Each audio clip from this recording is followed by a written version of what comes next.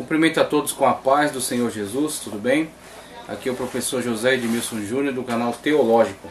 Quero dar continuidade aqui à nossa aula na matéria de teontologia. Já gravamos 2 aulas e eu quero dar continuidade compartilhando ainda outros materiais, fazendo alguns comentários e prosseguindo então no exame em relação a essa matéria.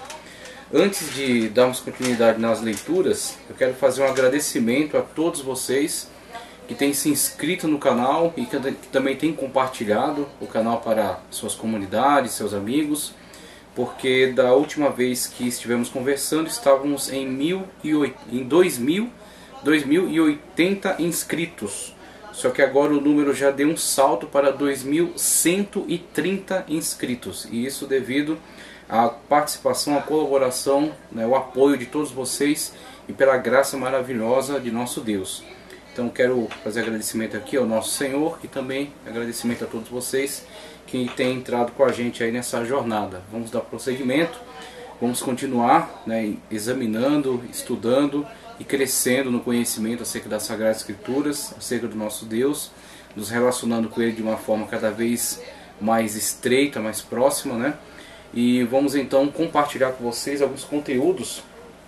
Eu já quero fazer aqui um anúncio de que nós estaremos trazendo conteúdos também desta apostila aqui, apostila de Teontologia, a Doutrina de Deus, da FAESP, importante instituição de ensino aí das Assembleias de Deus.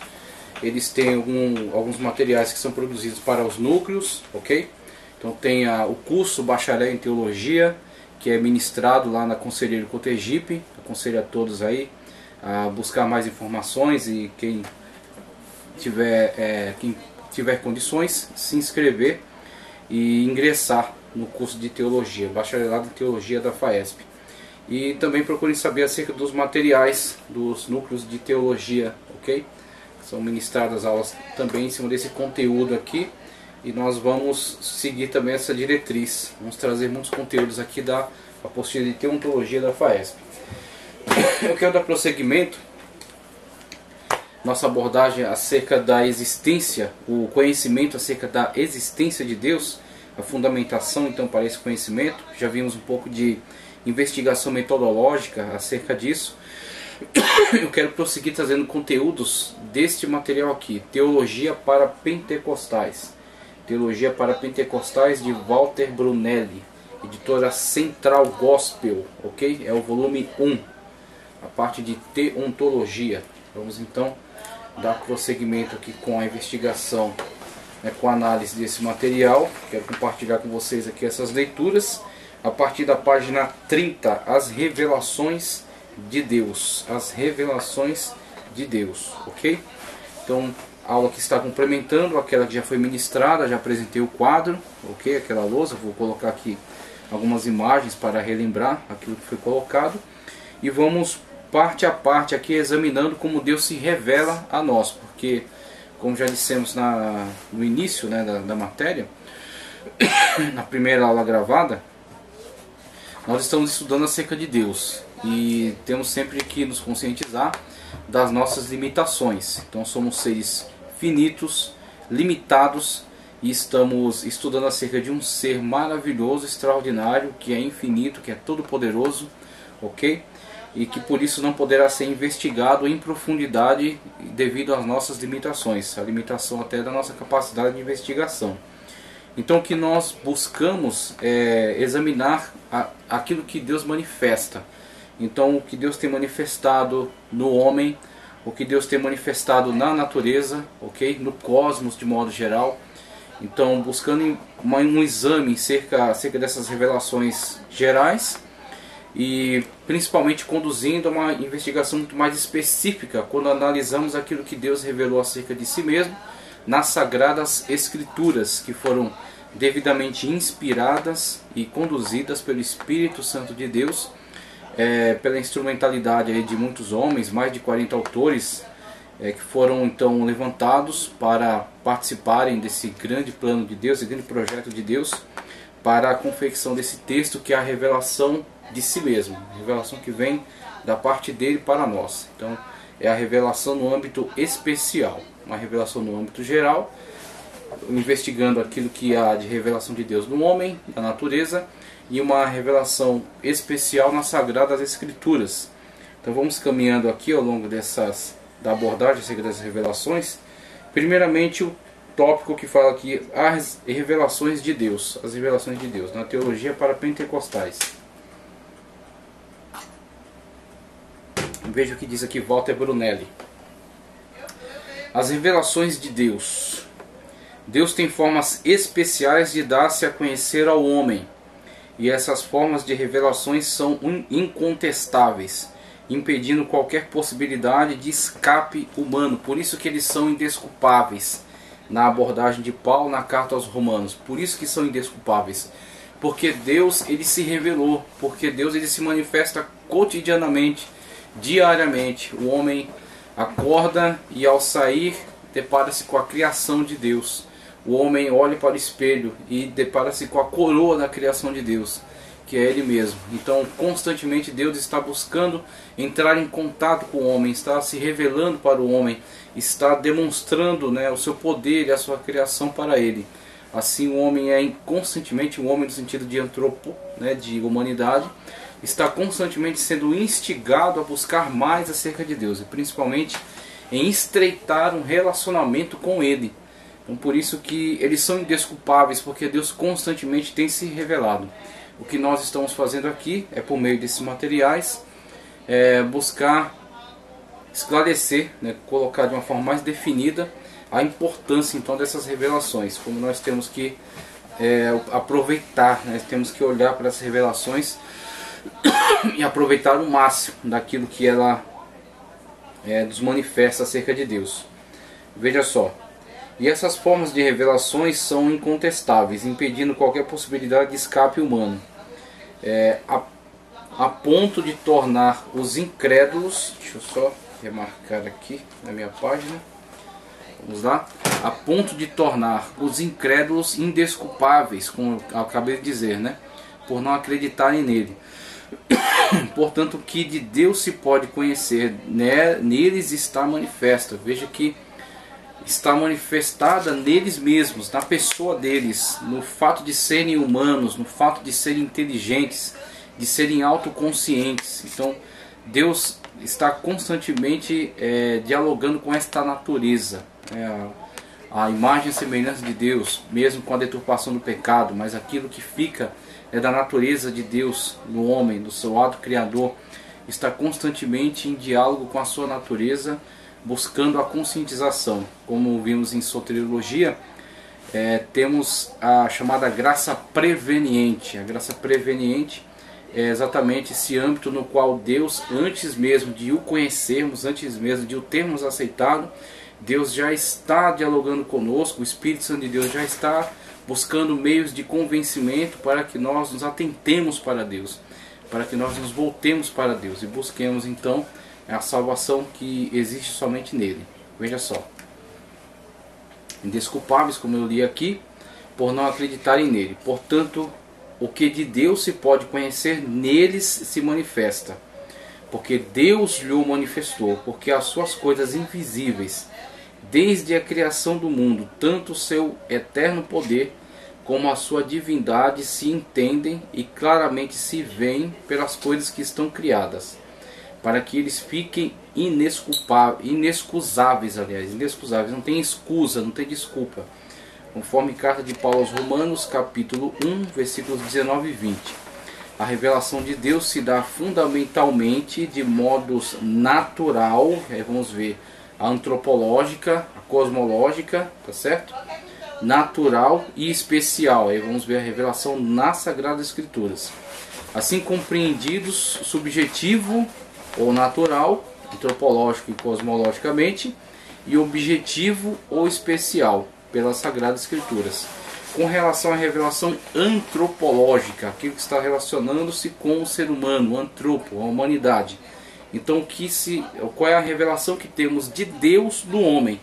Ao olhar para o ser humano, olhar para a sua constituição, olhar para a sua inteligência, características, né, da sua personalidade, vemos então o inegável toque da mão de Deus, inegável toque do dedo de Deus nesta criação, né, na constituição desse ser que somos nós. A primeira forma de Deus se revelar ao homem é intrínseca. O texto bíblico diz: neles se manifestou, Romanos 1,19, revelação antropológica ou humana. Ele se dá dentro do homem, por isso é intrínseca, está interno, né, está internalizado, é intrínseco. Essa forma de revelação de Deus comprova a característica divina que o homem guarda dentro de si, uma marca indelével.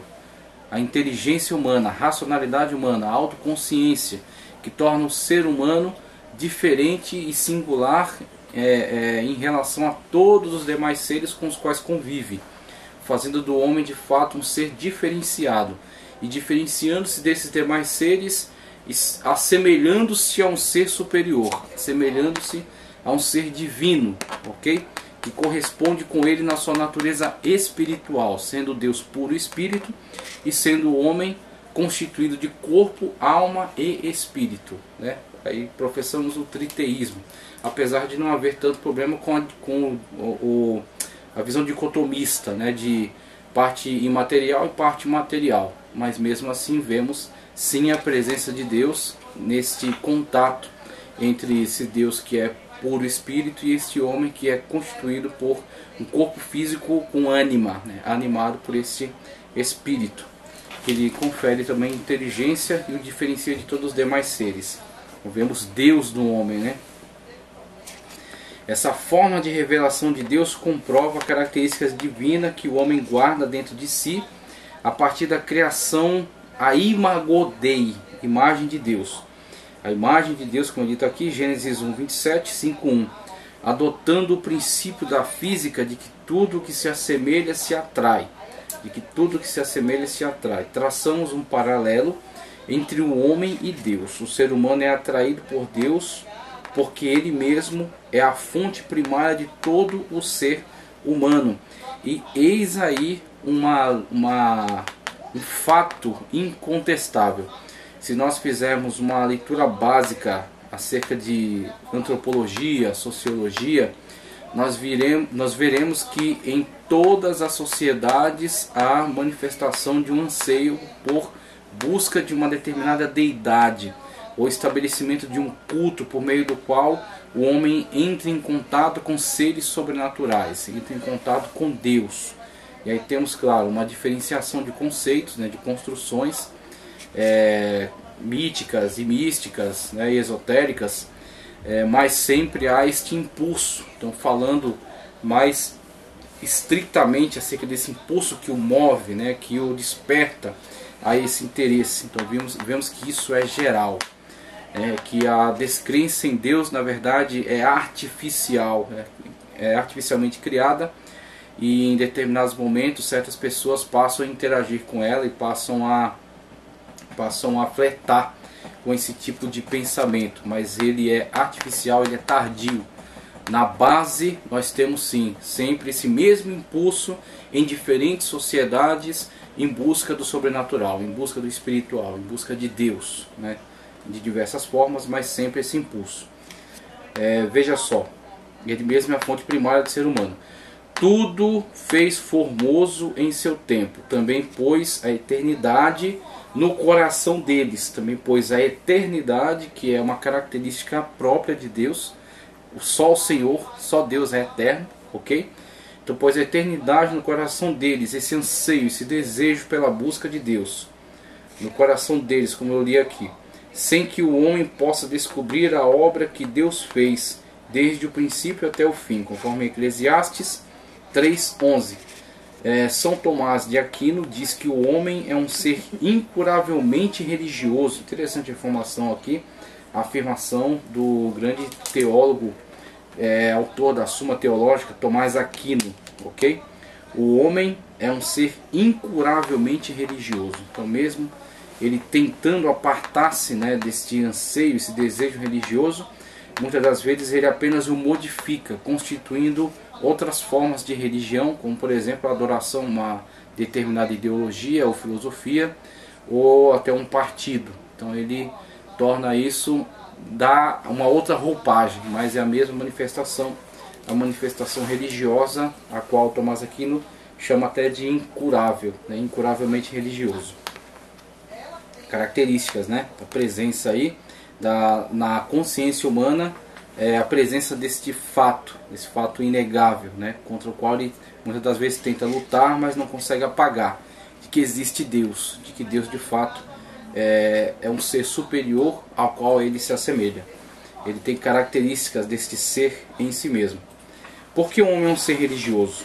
O que o leva a isso? Certamente sua natureza original. Há no homem uma atração inconsciente para o sobrenatural. Há no homem uma atração inconsciente, como eu li aqui, inconsciente para o sobrenatural. E é isso que o leva a buscar a Deus, mesmo que seja de modo distorcido, como se nota nas inúmeras religiões e culturas espalhadas pelo mundo. Tais distorções resultam, por um lado, da ignorância, por outro, da indução ao erro promovido pelo Deus deste século. Aí entra uma interferência maligna que desvia, né, este impulso original pela busca de Deus para, na verdade, a construção de ídolos, né? Então o homem constitui ídolos, mas sendo motivado de uma forma primária, né, por este impulso, a busca do sobrenatural, a busca por Deus. Agora ele ao longo desse caminho, desta busca, ele é desviado então para conceitos equivocados acerca de mitos, lendas, fábulas, né, e religiões distorcidas que são produzidas aí em diferentes sociedades. Mas estamos falando acerca do primeiro impulso que o leva a querer saber mais acerca de Deus, nos quais o Deus deste século cegou os entendimentos dos incrédulos para que não lhes resplandeça a luz do Evangelho, da glória de Cristo, que é a imagem de Deus, conforme segundo a carta de Paulo aos Coríntios, capítulo 4, versículo 4.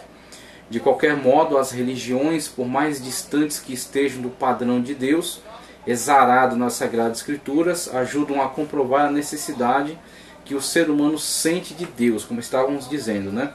E isso é sintomático. Ninguém sente necessidade do que não existe.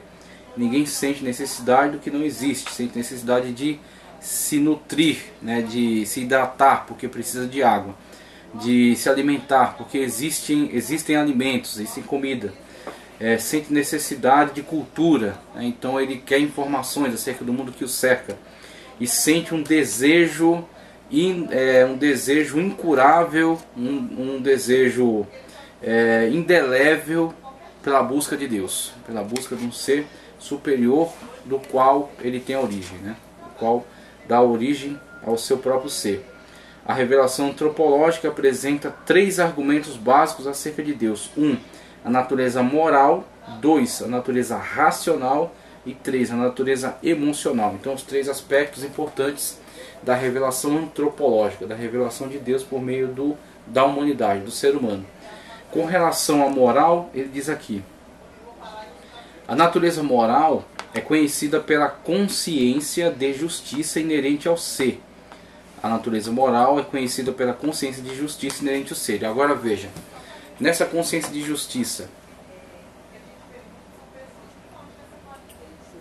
dentro da discussão jurídica, existe até um âmbito de discussão que trata dos códigos legais não positivados, ou seja, não escritos, né, não sistematizados em livros.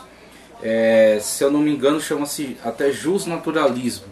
Então seria uma lei natural, seria uma lei dos costumes estabelecidas desde tempos imemoráveis.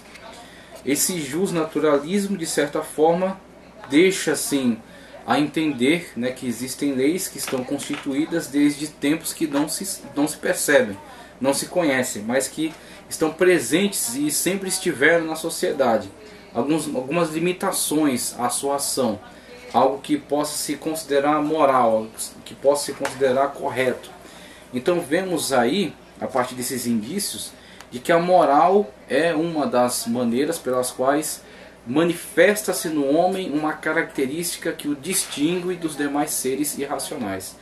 Que o homem, por si, começa a construir uma moral por meio da qual possa limitar a ação daqueles que podem trazer prejuízos, danos, males, agressão. e com isso construir uma sociedade que possa funcionar, uma sociedade que possa ter respeito e onde as pessoas possam ter segurança. Isso antes de sistematizações, antes de academias, de sábios, de filósofos, né, de juristas que construam isso e positivem e sistematizem isso em livros. Então isso está presente nas sociedades. E aí você vai ter as diferenciações conforme as diversas construções morais, mas existe também uma ética que é exatamente a necessidade dessa construção moral, a necessidade dessa da presença, né, dessas leis, mesmo que elas não estejam escritas. Então vemos aí que na manifestação desta moral, certo, no homem de modo geral, existe sim inegavelmente uma manifestação de um ser inteligente, de um ser organizador, sistematizador e que de fato quer trazer o bem-estar para essa sociedade. Quando vemos o homem se comportar assim, vemos no homem indícios, traços, né, desta natureza de Deus nele, né, dessa presença de Deus nele.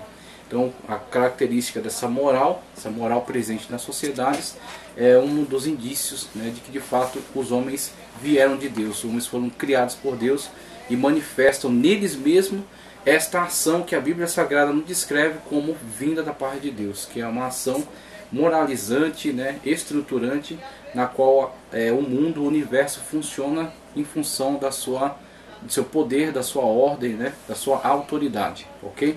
Então vemos aí a questão da moralidade humana. Passo já para a questão da natureza racional. Veja só. A natureza racional distingue o homem das demais formas de vida animal. A natureza racional distingue o homem das demais formas de vida animal. O homem pensa, comunica-se, relaciona-se com o mundo de forma inteligente. Segundo estudiosos da mente, o cérebro de uma pessoa comum equivale a 16 mil computadores de última geração. 16 mil computadores de última geração. Na hipótese de o homem ter evoluído a partir de uma espécie inferior, como explicar que entre todas as diversidades existentes no mundo animal, somente a espécie humana alcançou tamanho privilégio? Ok? Por mais que se tente argumentar sobre a inteligência dos animais, o máximo a que se chegou foi até o instinto. Cada animal, segundo sua espécie, tem instintos próprios, porém não passa disso. A abelha sabe fazer o favo na medida e no desenho certos, sabe colher o néctar sabe colher o néctar das flores, sabe fazer a cera e o mel. Mas somente o homem sabe engarrafar o mel industrializado e colocá-lo numa prateleira de supermercado, entre tantos outros produtos industrializados. Enquanto o instinto animal apresenta uma ação única e repetitiva em determinada espécie, o homem é capaz de realizar milhões de tarefas diferentes, sendo muitas delas concomitantes. O homem é um ser capaz, inteligente, acumulador de conhecimento, porque tem memória. Então veja que o homem diversifica o seu conhecimento. Então mesmo que alguns seres animais, né, por meio do seu instinto de sobrevivência, instinto de defesa, eles consigam construir muitas das vezes estratégias que são muito interessantes, muito inteligentes. Os seres que caçam, os seres que produzem, como ele citou aqui, a abelha, as formigas também são muito interessantes, e outros tantos seres aí, os castores que constroem, que represam, né, até águas em determinados lugares e constroem aí as suas casas subterrâneas. Então eles conseguem chegar até uma perícia muito interessante, né, na sua forma de trabalhar. Só que você vê que não há criatividade. Eles sempre fazem daquela mesma maneira, né? Eles sempre se comportam daquela mesma maneira. É esperado sempre que se comporte daquela mesma maneira. Agora o ser humano ele é capaz de aprender todas essas formas e diversificar essas formas, e é capaz até de aproveitar, né, de uma forma sistemática esse trabalho para o seu próprio bem-estar e construir até um meio pelo qual possa se beneficiar de forma a comunicar, né, esse saber para as próximas gerações, codificando isso numa escrita, estabelecendo, né, construindo conhecimento por meio de livros, de universidades, de faculdades, né, de meios de experimentação, laboratoriais, né, e regras e dogmas e leis da natureza. Aí você tem a física, a química, né, a biologia de modo geral. Então, conhecimento que ele constrói e lega às próximas gerações, que o apreendem e examinam e modificam e acrescentam e comunicam às próximas gerações. Assim o homem vai estabelecendo uma complexidade de conhecimentos cada vez maior, chegando até a nossa atualidade com o âmbito da tecnologia, da informática. Então vemos que o homem vai num processo evolutivo nessa aquisição de conhecimento e vai comunicando isso às próximas gerações, né? E você vê com isso a racionalidade, e a racionalidade é uma marca indelével da presença de Deus, porque Deus um dia soprou na narina desse ser e lhe comunicou o seu espírito, e lhe comunicou essa característica de ser imagem e semelhança, tornou esse ser singular, esse ser diferenciado em relação a todos os demais. Então vemos na inteligência humana, mesmo na inteligência daquele que usa a sua inteligência para tentar negar a Deus e combater a existência de Deus. Mas o fato dele ser inteligente é uma demonstração clara e definitiva da existência de Deus, do Deus que o criou, diferente de todos os demais seres, mesmo que ele não seja grato por isso. A natureza emocional. A natureza emocional é a capacidade que o ser humano tem de sentir alegria, tristeza, amor e ódio. Reflete sua singularidade em relação aos animais, ainda que se encontre neles uma dose de sentimentos, principalmente o de uma fêmea por sua cria. Em determinadas espécies, tais sentimentos não são corroborados por uma inteligência superior, como é o caso do homem. O que o argumento da natureza emocional tem a ver com a lista dos argumentos da pró-existência de Deus é que ele, assim como os argumentos da natureza moral e racional, é peculiar aos homens, porque somente os seres humanos foram criados à imagem e semelhança de Deus. Por isso refletem algo correspondente a Deus. Deus é justo, daí a natureza moral. Deus é onisciente, daí a natureza racional. Deus é amor, daí a natureza emocional, diz Strong. A natureza emotiva e voluntária do homem prova a existência de um ser que pode fornecer em si um objeto satisfatório do sentimento humano e de um fim que manifestará as mais elevadas atividades do homem, garantindo o seu mais elevado progresso. Curiosamente, por força de sua natureza, o homem é instintivamente religioso. Como ser moral, racional e emocional, ele é impelido a buscar a Deus. Reconhecendo esta propensão humana, muitos cientistas sociais atribuem ao homem a criação de Deus. Então invertem, né? Dizendo que na verdade o homem, por ter características tão aprimoradas, ele inventa um Deus. E quando olhamos para esta argumentação, vemos na verdade desespero de pessoas que chegaram à conclusão da existência de Deus, mas para tentar manter sua total independência em relação a essa possibilidade, tentam virar a mesa, dizendo que na verdade elas não foram criadas por Deus, e sim criam Deus, o que é na verdade um grito de desespero ante a conclusão, né, conclusão óbvia a que chegam todos aqueles que investigam de uma forma séria, de uma forma honesta essas informações e constatam, né, veem de uma forma muito objetiva que a presença de Deus está em todas as coisas, que a presença de Deus está revelada em toda a natureza, e até no próprio ser humano que investiga a natureza está ali a marca, né, a marca indelével, né, a marca singular de Deus, da criação, do Criador, né, Criador sendo a criação então confrontada com esta informação. Veja só aqui, reconhecendo essa propensão, como eu já li, como se ele fosse um produto humano, não o inverso. Tais pensadores quase parecem estar certos quando avaliam essa tríplice capacidade humana, o que poderia resultar na criação imaginária de um ser superior. Mas permaneceria a pergunta: como o ser humano conseguiu obter uma natureza tríplice tão rica se esta não lhe foi dada? A teoria da evolução deve ainda muita explicação para convencer de que está certa, por isso que é apenas uma teoria e não um fato conclusivo, ok?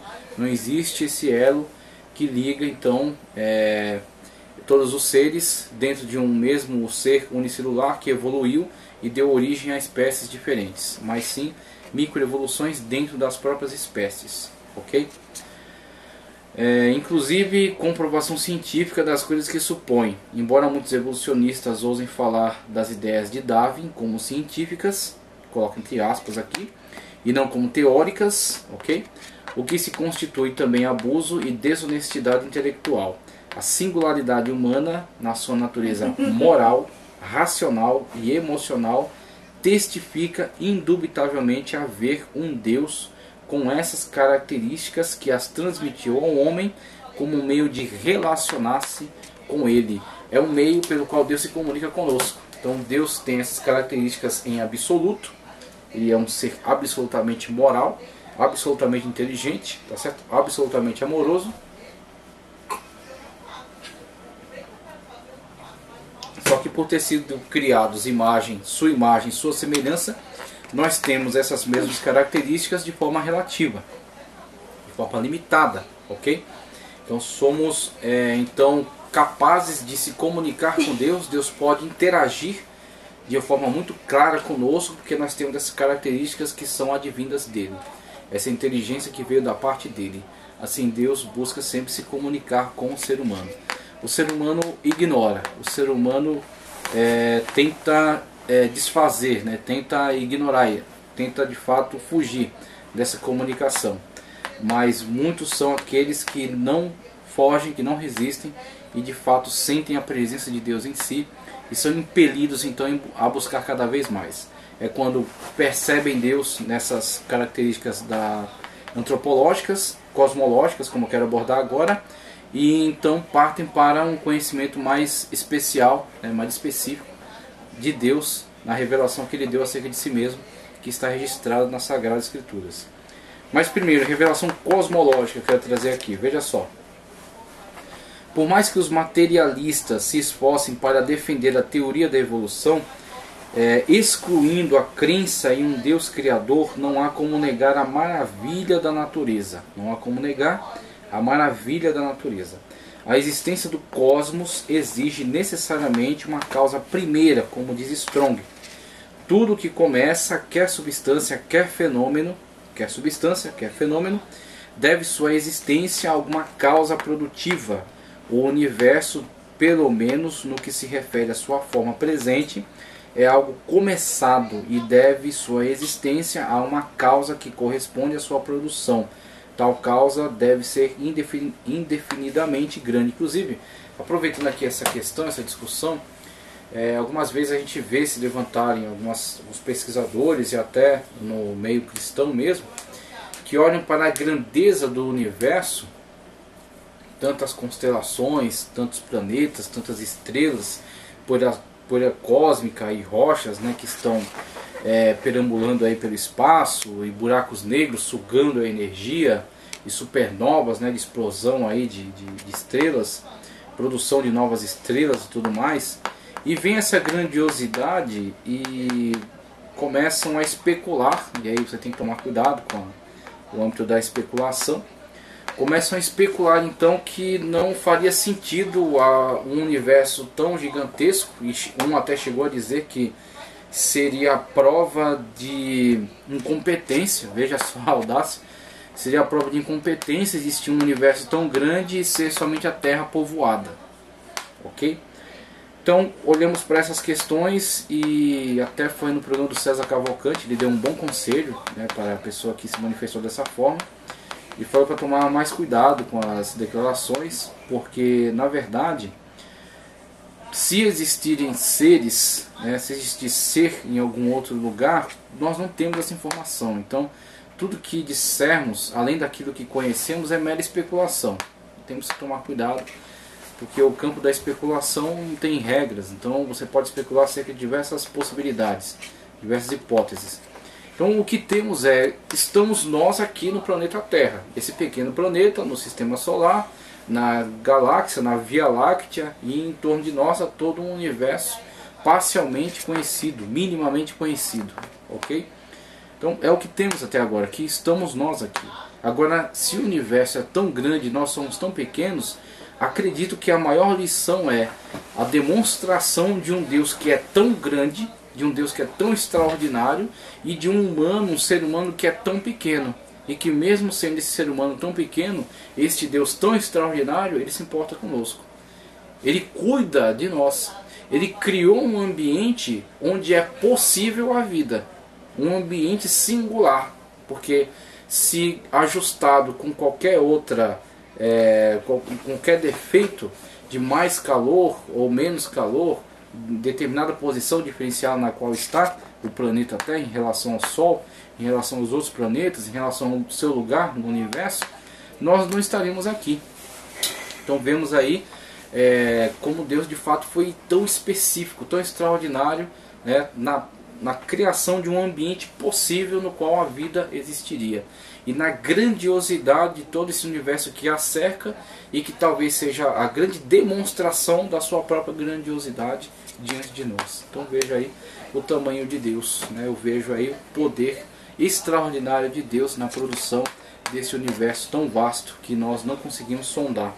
Estamos falando apenas de coisas físicas, sem falar ainda das espirituais. Então no universo físico já vemos esta grandeza extraordinária e quase que insondável. Eles estão tentando sondar aí, mandar, né, diversos aparelhos aí para buscar mais informações, né, acerca desse universo, mas apenas no âmbito físico, e se adentrarmos pelo âmbito espiritual, ok? Então temos aí esta questão que para mim é demonstração da grandeza extraordinária de Deus.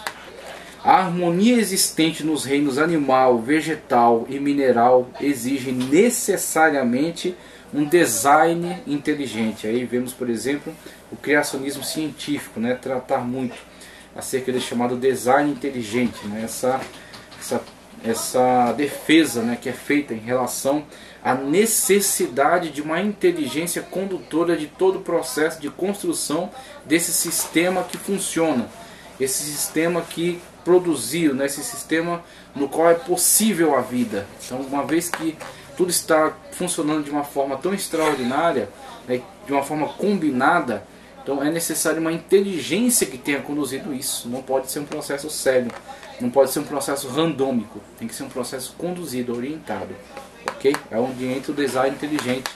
E o design inteligente nós entendemos claramente, né, de forma muito objetiva, como sendo Deus. Deus é essa inteligência, ok? Como a natureza, de modo autônomo, seria capaz de criar espontaneamente o reino animal. É quase, vamos dizer assim, um animismo, né? Entender que os próprios elementos têm inteligência e se autoconduziram para esse processo no qual passam a constituir uma vida. Então, é quase um animismo, é quase retornar a manifestações religiosas muito básicas, né, como totemismo, animismo, né?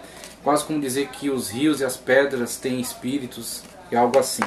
Então, de certa forma, né, alguns ramos da ciência mais se parecem um retorno a essas religiões básicas.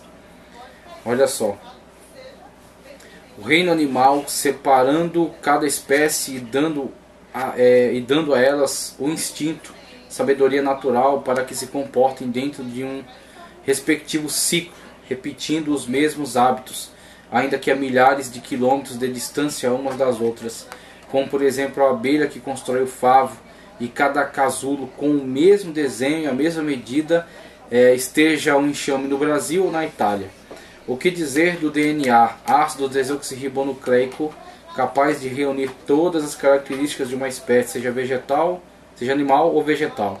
O que dizer do cruzamento sexual gerando a vida? O que dizer das plantas, das árvores, dos frutos, das sementes? Como pensar no mundo da célula, com a sua imensa riqueza de informações? Inclusive, falando aqui acerca dessas informações da célula, eu recomendo a palestra do Dr. Enéas, ele explicando por que ele crê em Deus. E ele colocando que em cada formação genética dessa há tantas, né, eu não me lembro do número que ele disse, mas há tantas enciclopédias Barça como informações, né? Então fazendo essa transferência aí, né, desse volume de informações nessas enciclopédias para volume de informações dentro dos genes. Então ele fala, há tantas enciclopédias Barça dentro de apenas um desses genes.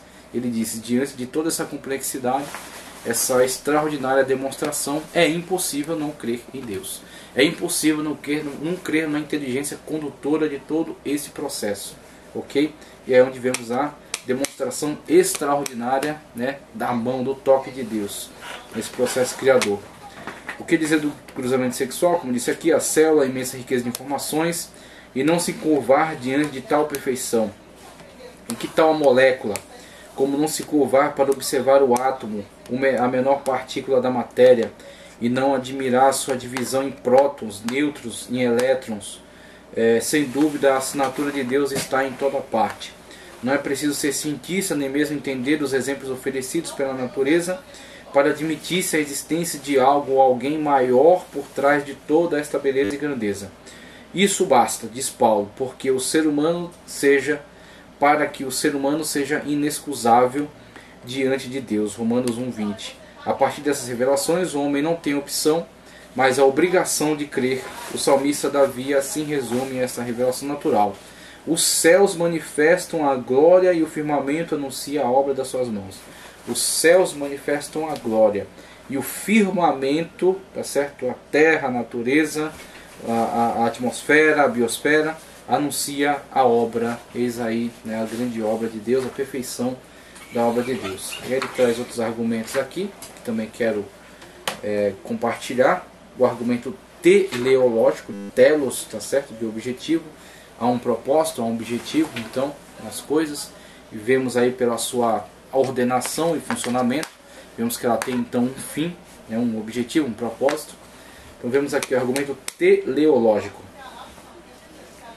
A ordem e a adaptação do universo constituem-se em uma prova de que Deus existe. Então as coisas abandonadas a si mesmas, sem uma condução inteligente, tendem ao caos, tendem à destruição, tá certo? Tendem ao distanciamento, à desagregação. O que as agrega é um elemento inteligente condutor, ok? Então isso que as agrega, uma energia, tá certo? Que as conduza. Então vemos aí que há necessidade então de um ser que promova, que produza, tá certo? Essa constituição, essa construção, essa sistematização, esse objetivo. A ordem da adaptação do universo constitui-se uma prova de que Deus existe. Os termos gregos telos, fim, e logos, razão, formam a palavra teleologia. Teleologia, ok? Veja só a palavra. Que indica finalidade, há um fim, há um propósito. A teleologia, nesse caso, é empregada para considerar o propósito do universo e tudo que nele está contido. O argumento teleológico contribui para mostrar que tudo quanto há no mundo resulta de um desígnio divino. Tudo quanto há no mundo resulta de um desígnio divino. Há um objetivo, há um desígnio, há uma inteligência, uma condução. Um desígnio pressupõe um designador. Por toda parte, o mundo exibe marcas do desígnio. Portanto, o mundo deve sua existência a um autor inteligente. Sendo tal a natureza do desígnio, é uma verdade auto-evidente, ou mesmo uma proposição idêntica de que o desígnio é um indicativo de inteligência, vontade e poder. De que o desígnio é um indicativo de inteligência, vontade e poder. É dizer simplesmente que inteligência no efeito implica inteligência na causa. Inteligência no efeito, o efeito gerado, o efeito produzido, o fenômeno, é inteligência na causa. Uma vez que o efeito foi inteligente, foi produtivo, foi sistemático, ok? A causa assim o é. Então a causa de fato é inteligente. A causa não é cega, a causa não é ao acaso, não é randômica, mas sim inteligente, né? E fornece então um desígnio, fornece então um telos, certo? Uma teleologia para essa constituição. A inteligência de um computador está no seu inventor e construtor. Assim é com a natureza. O desígnio requer um agente inteligente. Tomando como exemplo do universo apenas do sistema solar, observamos que os movimentos entre os 4 planetas que o constituem, Mercúrio, Vênus, Terra e Marte, formam órbitas elípticas ao redor do Sol. Esses planetas estão em mútua interação, medida pela força gravitacional, respeitando respectivamente o movimento e a distância do outro. Os modos como os órgãos do corpo humano funcionam, cumprindo cada um o seu papel, requerem uma observação tão específica que obrigou a medicina a dividir-se em especialidades para atender a cada um deles. O olho é de uma complexidade tão grande que deu origem à oftalmologia. O conjunto formado por ouvido, nariz e garganta, devido à integração desses três órgãos, deu origem à otorrinolaringologia. O sistema digestivo deu origem à gastroenterologia, o coração à cardiologia, assim por diante. O que dizer do mundo vegetal? Cada planta tem sua fisiologia, com seus diferentes formatos, tamanhos, beleza próprios. As plantas são necessárias para garantir a sobrevivência do planeta, fazendo a fotossíntese, que é um processo físico-químico nas células, realizado pelos seres vivos clorofilados, que utilizam o dióxido de carbono e de água para obter glicose, devolvendo para a natureza o oxigênio. Olha o sistema, olha o funcionamento. Nós absorvemos o oxigênio e devolvemos gás carbônico. Eles absorvem e devolvem oxigênio. E temos, né, o meio ambiente, né? Temos aí esse sistema de funcionamento. Vemos aí, as plantas oferecem matéria orgânica como alimento para os seres animais, para que se reproduza. O mundo vegetal produz sementes e pólens. As abelhas, a buscar o néctar do fundo da flor, polinizam a vegetação, disseminando a semente minúscula das flores por onde voam, para que elas se reproduzam. Ao extrair o néctar, a abelha carrega-o consigo até o favo, onde se encontra com outras abelhas e fazem o mesmo. A água do néctar evapora e o que resta é o mel. Então vemos aí esse processo harmônico, maravilhoso e extraordinário, que é fruto sim de uma inteligência condutora. A cadeia harmoniosa que integra o solo, o homem e todo o reino animal, incluindo os insetos e o reino vegetal, com outras forças da natureza, como a luz do sol, a escuridão da noite para o trabalho de fotossíntese, os ventos, as chuvas, o frio, o calor, os montes, os vales, as geleiras, os elementos químicos e o modo como um elemento interage com outro elemento, gerando dependência mútua, cumpre propósitos minuciosamente desenhados para garantir a manutenção e a sustentação da vida. Os cientistas fazem descobertas extraordinárias na natureza, porém nenhum deles pode ufanar-se de alguma criação. E aí onde entra uma diferenciação muito grande, né, que nós temos que notar. Mesmo que haja muita grandeza, né, na investigação dos movimentos, né, para se compreender esses movimentos, né, essas características da natureza, não há, e a ciência não se propõe a isso em momento algum, não há criação de algo que seja tão extraordinário e que funcione de uma forma tão equilibrada. Então, assim, a descoberta e a investigação para melhor compreensão. E quando a compreensão, muitas das vezes, há a conscientização para a preservação. Mas a preservação de algo que já estava posto, que já estava funcionando há muito tempo antes mesmo deles existirem. Então vemos aí este sinal, esta marca, né, extraordinária de que este ser inteligente, extraordinário e grandioso colocou tudo isso em funcionamento, colocou tudo isso em existência, né, trouxe a existência a isso de uma forma extraordinária. E o homem, por meio da inteligência dada mesmo por esse Deus, que é marca desse Deus nele, investiga e descobre. E quando ele é muito inteligente, muito honesto, glorifica a Deus, né, por toda essa demonstração que encontra na natureza, né, como é maravilhoso. O conhecimento revelado de Deus, para que nós passamos aí para outros conteúdos que eu quero também compartilhar com você nessa aula. Veja só, o conhecimento revelado de Deus. Embora o conhecimento subjetivo de Deus tenha sua importância no sentido de provocar no indivíduo algum interesse pela revelação, o conhecimento objetivo de Deus se dá no meio das sagradas escrituras. Ok? Então aqui temos um conhecimento objetivo de Deus. Ok? Temos um conhecimento objetivo. É Deus falando acerca de si mesmo. Como já citei o texto no qual Moisés se encontra com Deus na teofania da sarça ardente. Ele se aproxima e ele dialoga com Deus, e Deus, interagindo com ele, o convoca para uma missão de libertação do povo do cativeiro egípcio.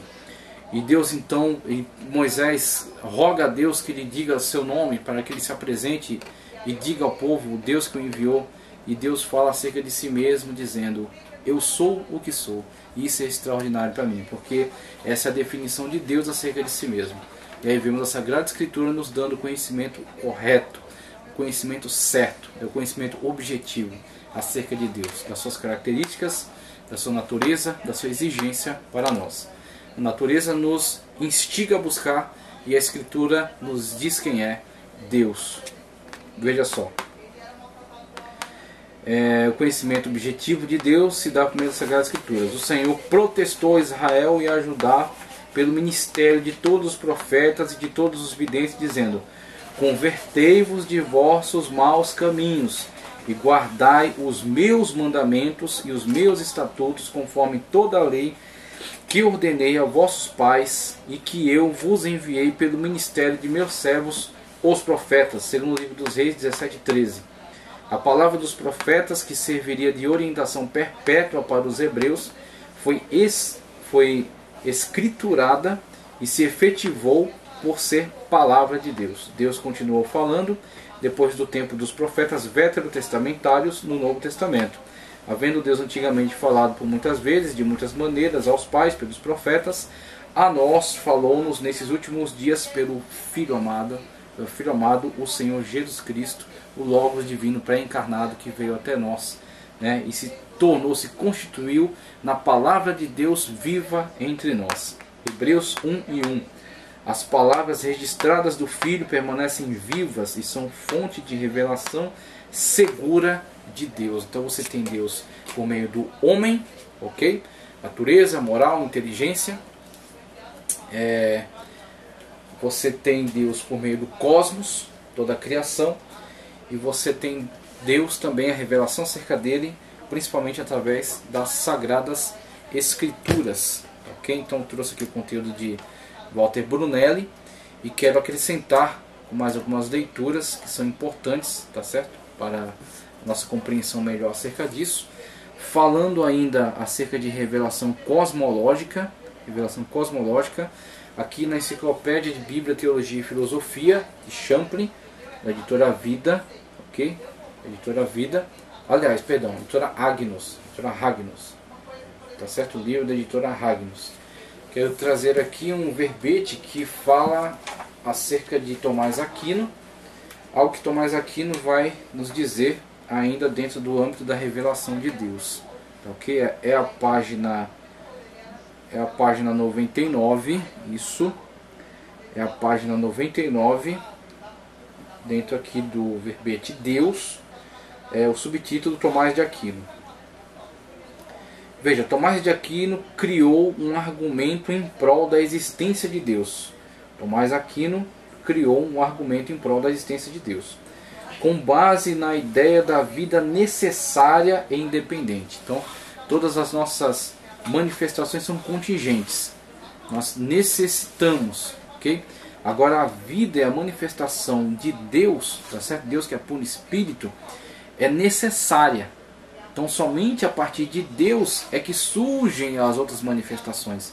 Somente porque existe Deus. Somente porque existe inteligência criadora. Somente porque existe inteligência condutora e sistematizadora é que todas as demais manifestações podem então existir. É como tendo sido impulsionados por este que não foi por ninguém impulsionado, mas que impulsiona todas as coisas. O gerador não gerado, ok? Então mostra-se como é infantil aquela pergunta, né? Deus criou todas as coisas, mas quem criou Deus? Como assim quem criou Deus? Deus não tem necessidade por ser Ele autocriador de todas as coisas. Então Deus criou todas as coisas e é aquele que não foi incriado, ok? Ele é a origem, na verdade, de todas as coisas. Tudo que foi criado origina-se nele. Veja só, com base na ideia da vida necessária e independente, supondo que a menos que ela existisse em algum lugar, seria impossível para qualquer outra coisa existir. A menos que ela existisse em algum lugar, seria impossível para qualquer outra coisa existir.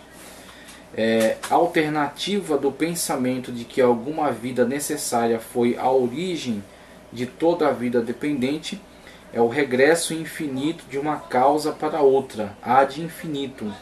Ou seja, uma coisa teria sido a causa de outra, mas ela por sua vez também teria a causa.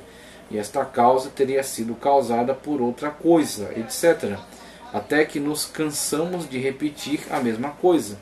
Tomás de Aquino, pois, pensou ser muito mais lógico supormos que este regresso infinito se interrompe quando chega a vida necessária, que não precisa de ter tido uma causa, mas antes representa a verdadeira imortalidade. Então é aquele que, regressando assim, todo esse processo, né, de investigação, chega a ser a origem.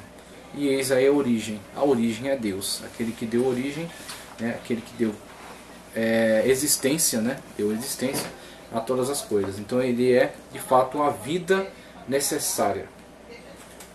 Vemos aqui outra contribuição que eu quero trazer, a revelação, ainda na questão da revelação cosmológica. Depois partimos para a revelação especial. E aí o que a gente vai abordar a partir desse outro conteúdo que eu vou trazer aqui? Veja, evidências perceptíveis na observação da criação. Evidências perceptíveis na observação da criação. As diferenças fundamentais entre as coisas criadas com inteligência e as que foram aleatoriamente. As diferenças fundamentais entre as coisas criadas com inteligência, uma inteligência condutora, e as que foram aleatoriamente, as que existiram por processos cegos, né, vieram existência por processos cegos. Evidência concreta ou evidências concretas contra a evidências naturais ou menos rigorosas. Evidências concretas contra evidências naturais ou menos rigorosas. Essas temáticas serão abordadas nesse livro aqui, ó. Examine as evidências. Examine as evidências, de Ralph Muncaster, é da editora CPAD. Examine as evidências, Ralph Muncaster, da CPAD. Quero trazer então rapidamente conteúdo de Ralph Muncaster. Examine as evidências, livro extraordinário.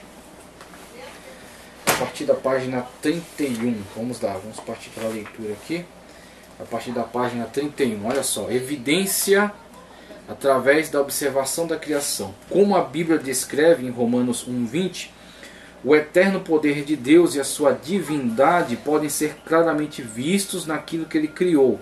A manifestação de Deus na sua criação, no homem, na natureza, no cosmos de modo geral, ok? Naquilo que ele criou, de modo que a humanidade é inexcusável, não tem como se excusar então deste fato, desta realidade, em não reconhecer a Deus, né?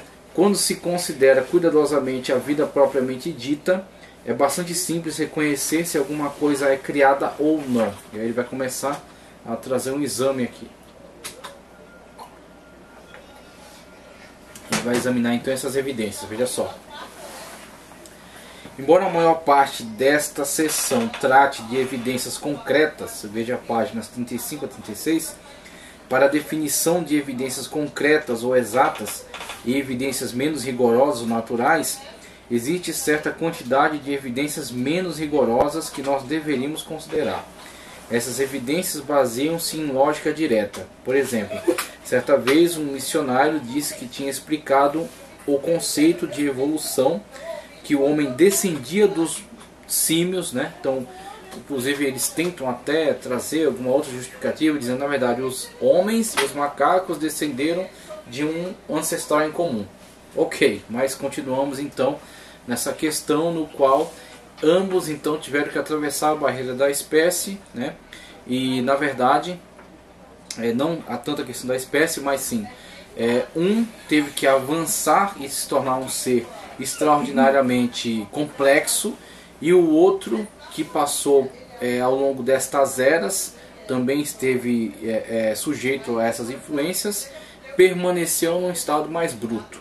Então, se ambos vieram de um ancestral em comum, por que esse sofreu tal processo evolutivo, supostamente, e o outro, na verdade, permaneceu no estado, ou pelo menos teve um processo evolutivo muito inferior, extraordinariamente inferior, ok? Sendo que são parentes vindos de um ancestral em comum.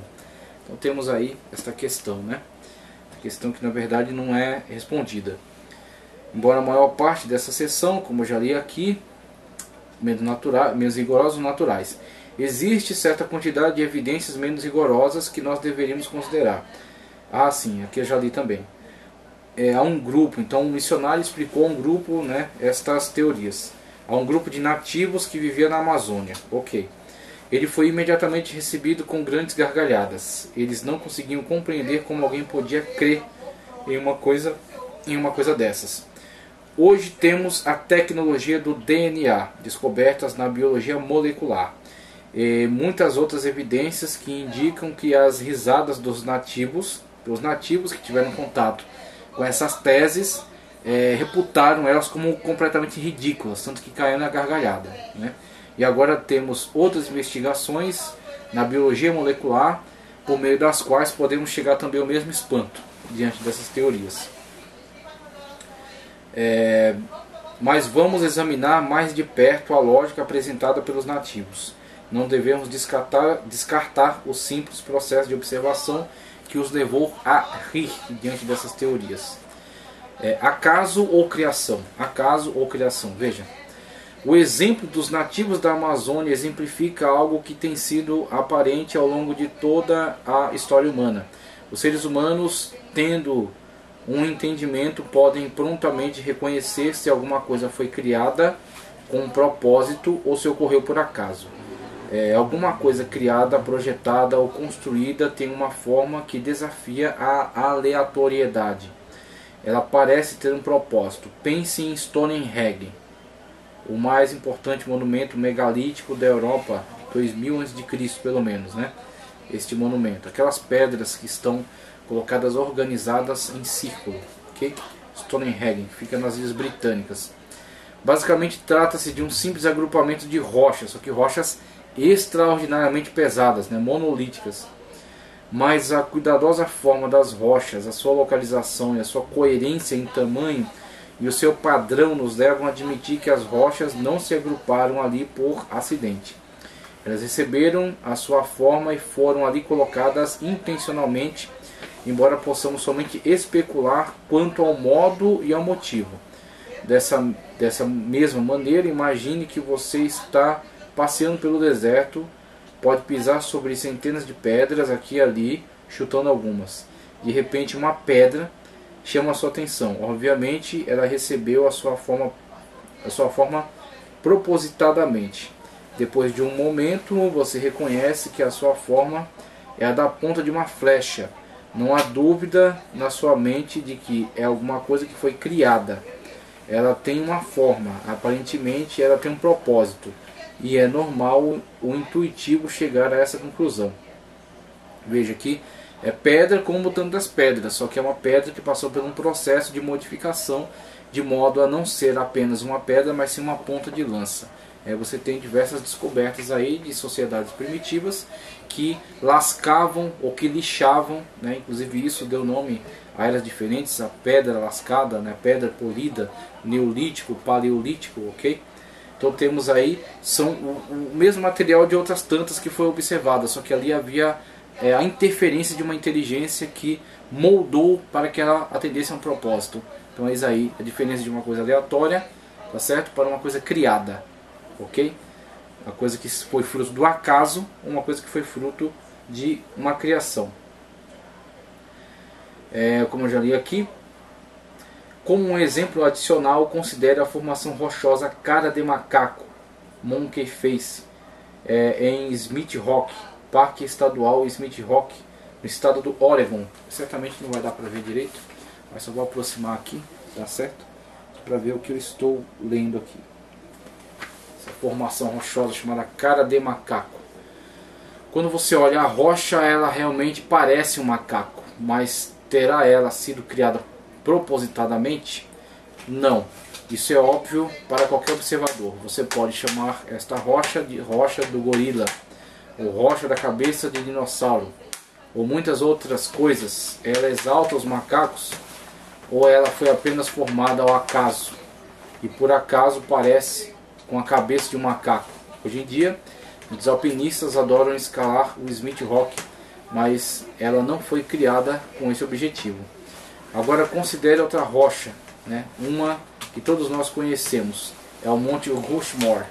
Então temos aí o Monte Rushmore, onde cabeças de presidentes norte-americanos foram esculpidas ali. Então, intencionalmente, inteligentemente foram esculpidas, né, com artefatos, né, com equipamentos próprios para isso. Esta rocha, né, coloco entre aspas aqui, obviamente foi criada. Foi a natureza que moldou isso aqui pela erosão, né, pelo vento, pela chuva. Ok? Na verdade é uma rocha que foi transformada em um monumento. Foram necessários energia, um projeto proposital para criá-la. E ela tem um objetivo claro, honrar 4 grandes presidentes norte-americanos. O exemplo assim o demonstra, como é natural ver, a diferença entre coisas criadas e coisas desenvolvidas aleatoriamente. Até mesmo com simples formações rochosas. Então veja aí a diferença entre a aleatoriedade e a diferença entre a intencionalidade. Então vemos que coisas que funcionam extraordinariamente bem trazem em si a marca, a prova da intenção, do design inteligente, do Criador de Deus, né, do Senhor Todo-Poderoso. Os sistemas dentro das coisas vivas. Lidar com um desenho em rochas é simples, em comparação com a complexidade da vida. Vamos levar a nossa comparação a um passado, vamos levar a nossa comparação um passo adiante.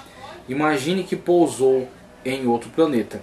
Você encontra uma criatura parecida com um robô, com múltiplos componentes. Talvez ele tenha olhos parecidos com um farol na cabeça. Talvez tenha vários braços, né, colocado entre aspas, de alavancas de aço. E você percebe que ele rola sobre um complexo conjunto de rodas que podem ser erguidos e abaixados para adaptar-se ao terreno. Intuitivamente você sabe que este robô foi criado. Na verdade, reconhece que os seres humanos são capazes de criar coisas como esta. Ok? Vamos lá. Ainda assim, por exemplo, os mesmos tipos de motores que seriam usados em um robô, como estes, são encontrados aos trilhões no corpo humano. Eles têm os mesmos componentes básicos, mas são 200.000 vezes menores do que a cabeça de um alfinete. São 200.000 vezes menores do que a cabeça de um alfinete. Extraordinário. Veja páginas 83 e 84. Para mais informações a respeito destes motores ATP, cada célula do nosso corpo possui centenas destes motores. E em termos de eficiência, no centro do motor há uma roda que gira aproximadamente 100 revoluções por segundo. A biologia molecular da atualidade fez com que ficasse muito fácil para nós compreender que fomos criados por algum projetista incrivelmente inteligente.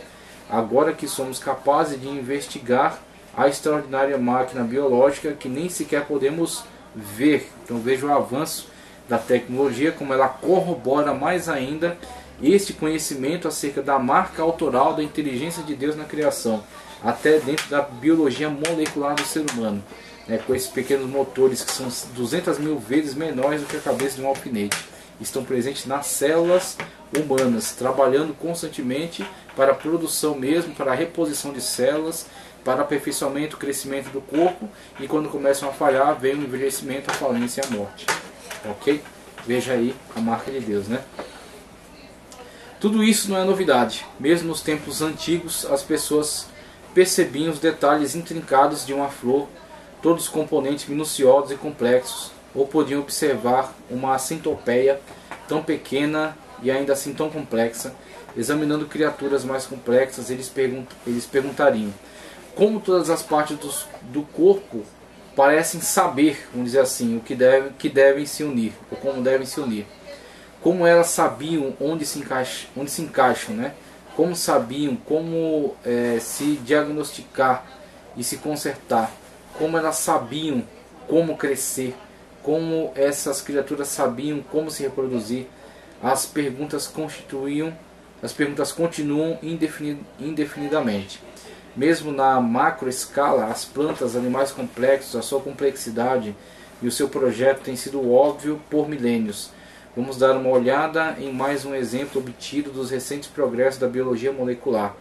A surpreendente harmonia do sistema de fábrica de uma célula humana. Gerald Schrödinger, com certeza eu li errado o nome, me desculpe. Gerald Schrödinger PhD, pelo MIT, descreve da seguinte maneira: com a exceção das células sexuais e sanguíneas, cada célula de seu corpo está produzindo aproximadamente 2.000 proteínas a cada segundo. 2.000 proteínas a cada segundo. Uma proteína é uma combinação de um número de aminoácidos de 300 a mais de 1.000. Um corpo humano adulto é constituído de aproximadamente 75 trilhões de células. Cada segundo, de cada minuto, de cada dia, o seu corpo e o corpo de todo mundo está organizando aproximadamente 150 milhares de aminoácidos em cadeias de proteínas cuidadosamente construídas. Cada segundo, cada minuto, cada dia. O tecido da qual nós e toda a vida somos feitos está sendo continuamente tecido novamente, a uma velocidade tremenda e assombrosamente rápida. Veja a demonstração aqui da grandiosidade da constituição do corpo humano e da inteligência, né, a inteligência que é manifesta somente pela existência e pela sobrevivência desse ser, na manutenção, na produção dessa célula, na geração de novas células, que acontece constantemente dentro de si, sem que sequer ele tenha consciência da grandiosidade desse processo, mas que está constantemente acontecendo. E a inteligência que há dentro de todo esse processo, dentro de todas essas células, as informações que estão dentro dela, e que levou o Dr. Enéas a dizer que não há como, não há meios, né? Uma pessoa inteligente não tem como olhar para isso e ignorar as evidências claras, né, da existência de Deus, dessa inteligência. É impossível a lógica supor que tais sistemas complexos, sistemas que trabalham juntos de uma maneira tão precisa e harmoniosa, surgiram ao acaso. Isso é completamente absurdo, extraordinário. Evidências concretas ou exatas versus evidências menos rigorosas ou naturais. Uma ciência exata é uma ciência que obtém conclusões a partir de equações matemáticas ou com o uso de dados obtidos de experiências confiáveis e altamente previsíveis. As ciências exatas incluem a física, a astronomia, a engenharia, a química, a biologia molecular. As ciências naturais são as que fazem um estudo de um assunto com o uso da melhor observação e do melhor conhecimento disponíveis, embora sem uma abundância de evidências concretas disponíveis, a partir das quais tira conclusões. As ciências naturais incluem a geologia, a paleontologia, a antropologia e a biologia básica. Os experimentos e cálculos das ciências exatas levaram às leis e a fórmulas da física, termodinâmica, química e engenharia. Todas as ciências exatas e todas todas as ciências exatas e todas muito previsíveis. Todas as ciências exatas, né, foram descritas, e todas muito previsíveis. Essas são as ciências que nos permitem construir pontes e edifícios com confiança, sabendo que eles são seguros estruturalmente por causa dessas leis que estão devidamente estabelecidas em um conhecimento exato e testado, ok? Que, se reproduzido, sempre produzirá os mesmos resultados, invariavelmente. Essas são as ciências que nos permitem fazer o homem pousar na Lua ou lançar sondas espaciais que percorrem distâncias imensas de maneira previsível. E essas são, colocando aqui, as ciências que nos permitem criar refrigeradores, fornos de micro-ondas e remédios. Todos os dias planejamos as nossas vidas de acordo com as ciências exatas. Pense nisso. Todas as vezes que dirigimos um automóvel, passamos sobre um viaduto, subimos um elevador, bebemos água tratada e tomamos algum remédio, estamos depositando as nossas vidas nas mãos daquilo que a ciência exata estudou. Felizmente, a ciência exata é extremamente confiável.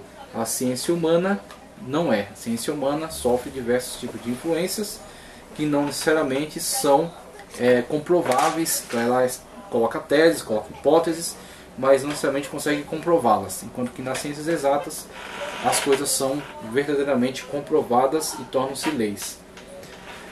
Como os evolucionistas usam as ciências naturais para ensinar a evolução? As ciências naturais têm sido usadas durante anos no ensino da evolução nas escolas públicas. Algumas das observações das ciências naturais que são consideradas evidências a favor da evolução incluem estudos de partes comuns do corpo, homologia, estudos embrionários comuns, embriologia, e o uso inadequado do estudo da microevolução como suporte para a macroevolução. Estudo da microevolução para daí construir um suporte para a macroevolução.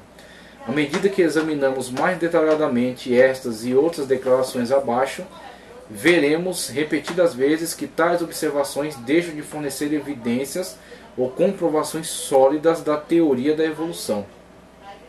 Os registros fósseis, uma ciência natural, tão respeitados por muitos, falharam.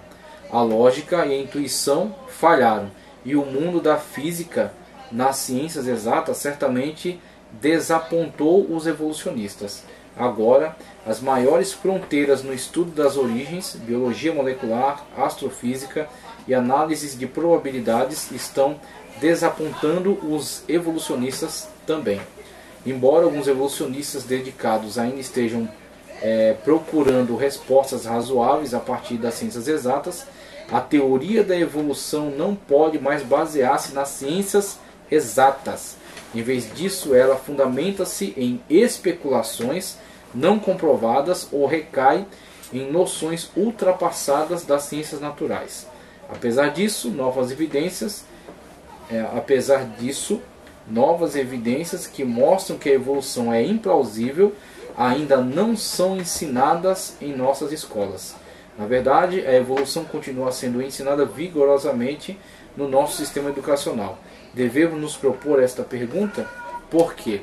E aí, veja aí as diversas hipóteses apresentadas, né, e as tentativas de justificação, mas sem embasamento em conhecimentos comprovados, em conhecimentos exatos. E aí vemos aí que temos que entender que na ciência há sim fonte de investigação, de informações, de fatos, de evidências para se comprovar, né, de modo extraordinário a mão de Deus, a mão da inteligência condutora em todo esse processo existente, ok?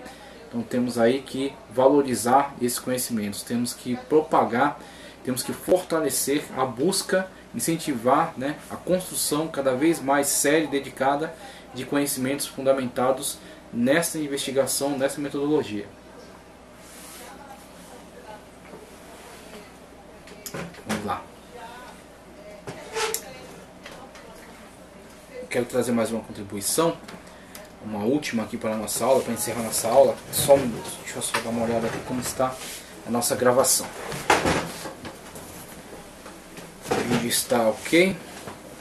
Vamos partir então para a nossa última contribuição, ok? Então, trouxe aqui nessa aula algumas contribuições muito importantes, com evidências acerca da existência de Deus, tá certo? Obra de Walter Brunelli, Teologia para Pentecostais, né?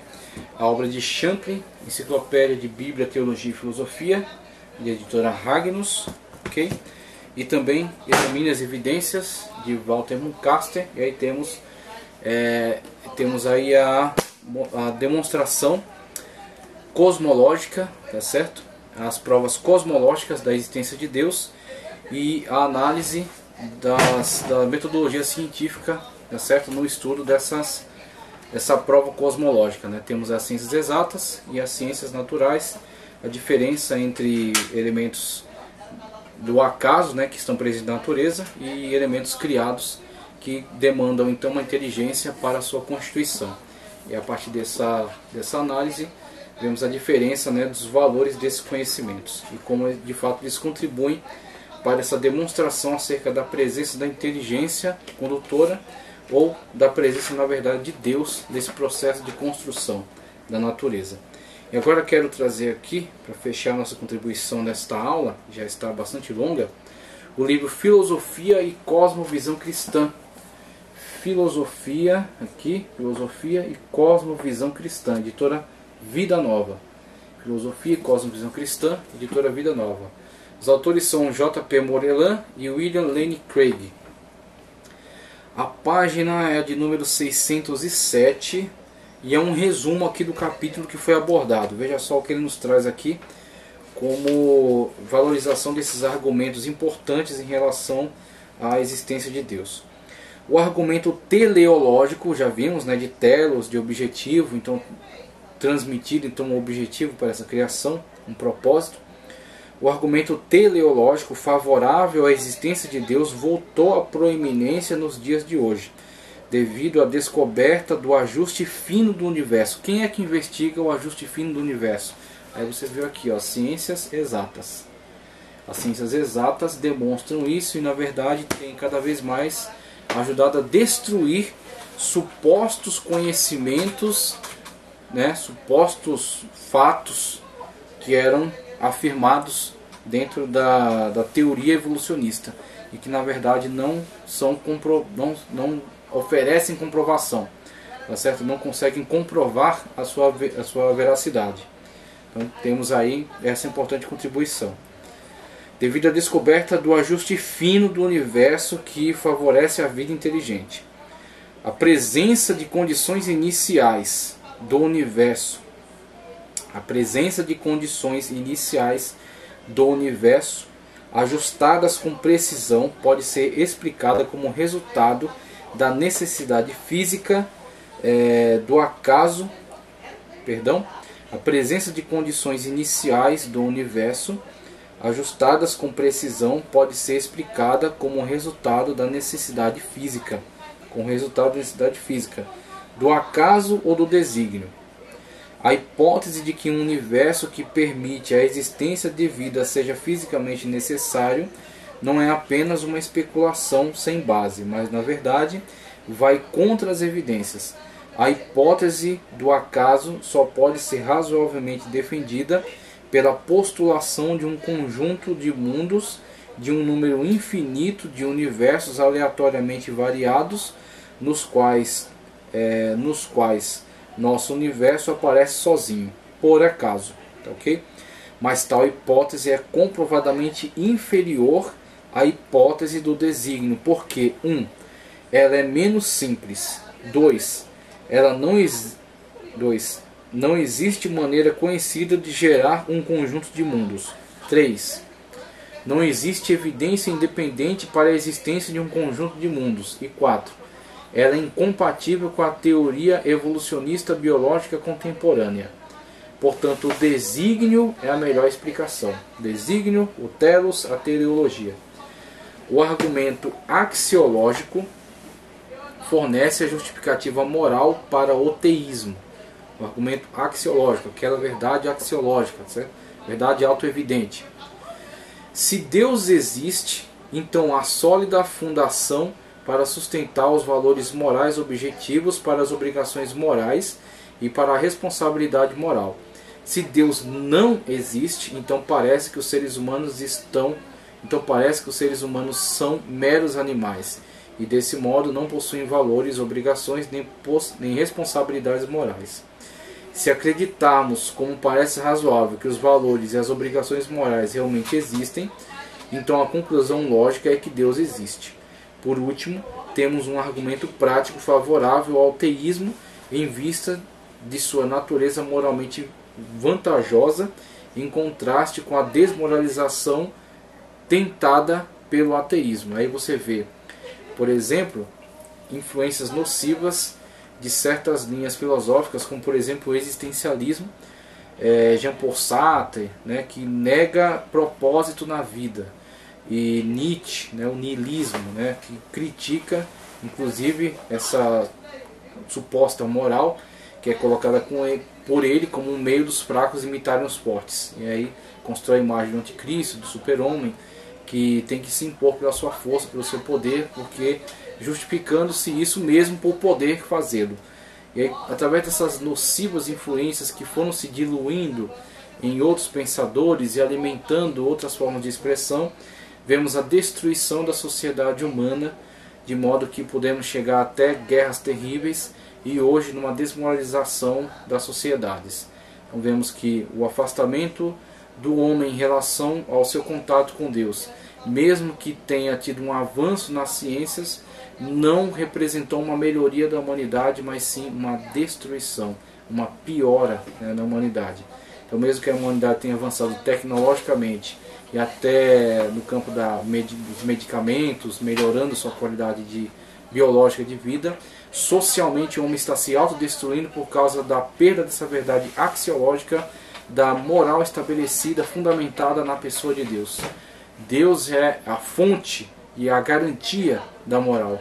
O juízo de Deus, né, é uma forma de refrear a destruição, a concupiscência, né, o caos na sociedade. A benevolência, a misericórdia, o amor, o prêmio de Deus, é uma forma de incentivar o fortalecimento da moral, ok? Então a valorização da ética, que faz com que os homens possam se comportar de uma forma aceitável na sociedade. Uma vez que Deus é removido, também tudo isso fica sendo vago, né?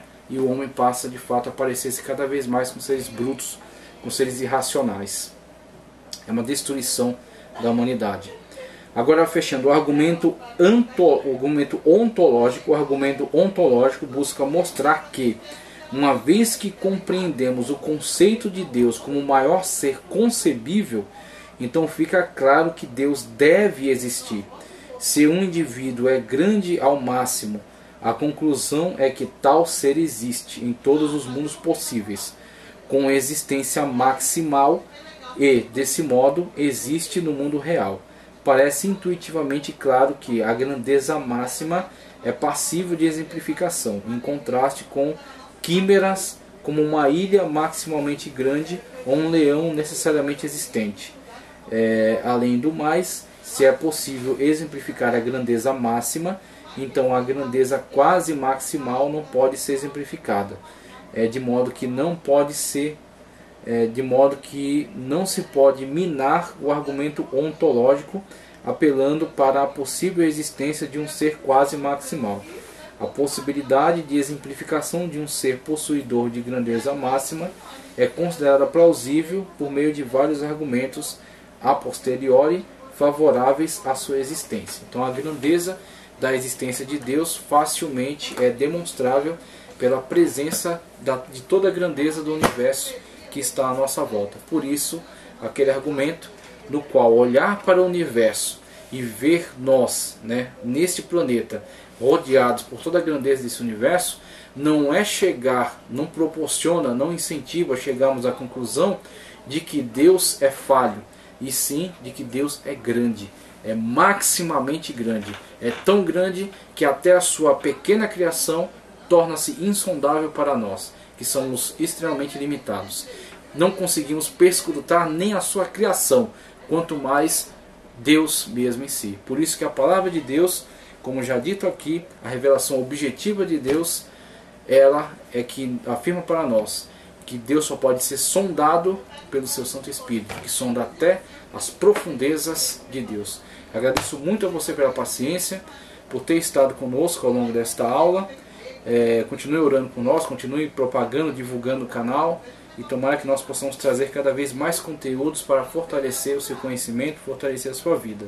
Tá ok? Estamos aqui adquirindo livros e tentando concatenar aqui esse conhecimento e difundi-lo para que isso possa contribuir cada vez mais para o nosso crescimento, nosso fortalecimento. Para a próxima aula, quero trazer aqui argumentos antiteístas, uma lista aqui de argumentos antiteístas, né? Ateísmo, politeísmo, panteísmo, panteísmo oriental, ocidental, panteísmo cristão, materialismo, positivismo, agnosticismo, teísmo, panenteísmo, enoteísmo e sabelianismo. Tá? Conteúdos que são extraídos aqui de Walter Brunelli, também da apostila do material CETAD, e quero trazer material da FTB, tá certo? FTB, de César Cavalcante, material excelente aí, né? Recomendo que você faça os cursos aí de César Cavalcante, acompanhe os programas dele, matricule-se aí na instituição, que é uma instituição muito séria, conteúdo muito bom.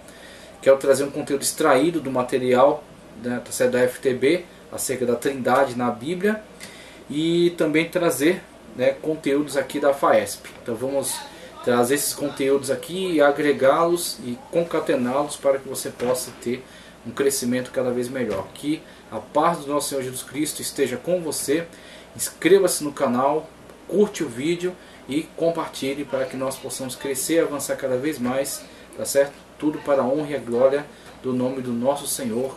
Muito obrigado.